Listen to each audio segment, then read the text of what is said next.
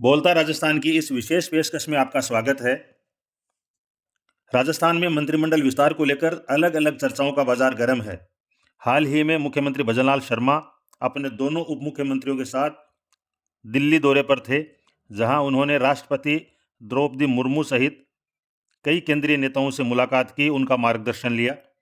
वैसे तो जहां नरेंद्र मोदी जैसे नेता निर्णय लेते हैं, वहां अंदाज़ा लगाना बिल्कुल भी आसान नहीं होता, लेकिन फिर भी शेखावाटी से चुनकर गए विधायकों का मंत्री पद पर दावा कितना मजबूत है, इस पर चर्चा तो कर ही सकते हैं।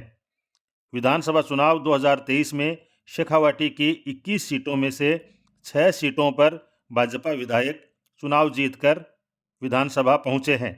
2018 में शेखावाटी में 3 सीटों पर भाजपा प्रत्याशी चुनाव जीते थे। भाजपा के कद्दावर नेता राजेंद्र सिंह राठौड़ के गृह जिले चूरू में भाजपा सिर्फ 1 सीट जीत पाई है। 2018 में जिले में 2 सीटों पर भाजपा काबिज थे। इस चुनाव में रतनगढ़ की सीट भी उनके कब्जे से निकल गई। खास बात यह है कि जिले की 2 सीटों पर भाजपा तीसरे स्थान पर चली गई है। बहरहाल हम चर्चा उसी मुद्दे पर करते हैं जिस मुद्दे के लिए आपको आमंत्रित किया गया है। राजेंद्र राठौड़ की परंपरागत सीट चूरू विधानसभा सीट से उनके नज़दीकी हरलाल सहारण पहली बार चुनाव जीतकर विधानसभा पहुंचे हैं। हालांकि सहारण पहली बार विधायक बने हैं, लेकिन वे प्रधान और जिला प्रमुख रह चुके हैं, काफ़ी उम्रदराज हैं। राजेंद्र राठौड़ के पावर के आधार पर ऐसा लग रहा है कि उनको मंत्री बनाया जा सकता है। जाट बहुल इलाके से हैं और खुद जाट हैं। चर्चा यह भी है कि लोकसभा चुनाव में हरलाल सहारण को नई जिम्मेदारी दी जा सकती है। बहरहाल उनको क्या जिम्मेदारी मिल सकती है, इस पर चर्चा तो फिर कभी करेंगे, लेकिन तब तक आप बता सकते हैं कि सहारण और राठौड़ को क्या नया काम मिल सकता है। सैनिकों और शिक्षा के गढ़ जिले झुंझुनू की 7 विधानसभा सीटों में से 2 सीटों पर भाजपा विजयी रही है। जिले की खेतड़ी विधानसभा सीट से धर्मपाल गुर्जर और नवलगढ़ विधानसभा सीट से विक्रम सिंह जाखल विधायक बने हैं। धर्मपाल गुर्जर को सचिन पायलट के काउंटर के रूप में बीजेपी इस्तेमाल कर सकती है, लेकिन शेखावाटी में गुर्जर समाज का दखल बहुत कम है। इस लिहाज से किसी अन्य इलाके से जीत कर आए गुर्जर को मंत्री बनाने की ज़्यादा संभावना है।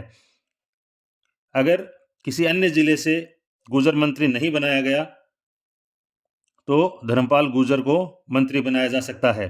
अगर धर्मपाल गुर्जर को मंत्रिमंडल में जगह नहीं मिलती है तो झुंझुनू जिले से एक और विकल्प है, राजपूत चेहरे के रूप में विक्रम सिंह को मंत्री बनाया जा सकता है। विक्रम सिंह पर राजेंद्र राठौड़ की खासी कृपा रही है। नवलगढ़ में पहली बार कमल खिलाने में सफल रहे हैं। जी हाँ, 2023 से पहले नवलगढ़ में भाजपा ने कभी भी अपना खाता नहीं खोला था। इस बार भाजपा के विक्रम सिंह जाखल ने कांग्रेस के कद्दावर नेता, 3 बार के विधायक, मुख्यमंत्री के सलाहकार, पूर्व मंत्री राजकुमार शर्मा को बड़े अंतर से चुनाव हराया है और इसका इनाम उन्हें मिल सकता है। बात करें शिक्षा नगरी सीकर की, पिछले चुनाव में यहाँ बीजेपी 0 पर थी और इस चुनाव में 3 विधायक चुनाव जीतकर विधानसभा पहुंचे हैं। कांग्रेस के प्रदेश अध्यक्ष गोविंद सिंह डोटासरा का भी ये गृह जिला है। सबसे मजबूत दावा सीकर की विधानसभा सीटों से जो विधायक जीते हैं उनमें मंत्री के रूप में झाबर सिंह खर्रा का है। सीकर की श्रीमाधोपुर सीट से जीते हैं, दूसरी बार विधायक बने हैं।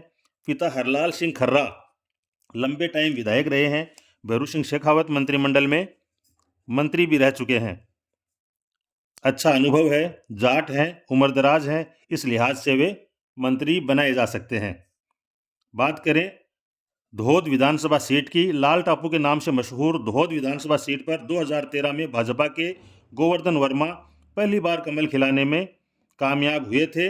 दूसरी बार जीतकर विधानसभा पहुंचे हैं। एससी वर्ग से आते हैं, बहुत ही शांत और शालीन चेहरा है। एससी वर्ग से जीतकर जाने वाले एकमात्र भाजपा विधायक हैं शेखावाटी में, और एससी वर्ग से एक भी मंत्री बनाया गया शेखावाटी से तो उनका मंत्री बनना निश्चित है। बात करें खंडेला विधानसभा सीट की, खंडेला सीट पर सुभाष मील युवा चेहरा पहली बार विधायक बने हैं। 2018 में कांग्रेस के उम्मीदवार थे और 2023 में टिकट नहीं मिलने पर ऐन वक्त पर भाजपा में शामिल हुए और रिकॉर्ड मतों से जीतकर विधायक बने हैं। युवाओं के बीच खासे लोकप्रिय हैं। भारी बगावत के बावजूद 42,639 मतों से जीतकर विधायक बने हैं, यानी शेखावाटी में सर्वाधिक मतों से जीतकर विधानसभा में जाने वाले विधायक हैं सुभाष मील। तो ये 6 विधायक शेखावाटी के जिनके नामों की हमने चर्चा की। आपको क्या लगता है? आप भी हमारे साथ शेयर कर सकते हैं।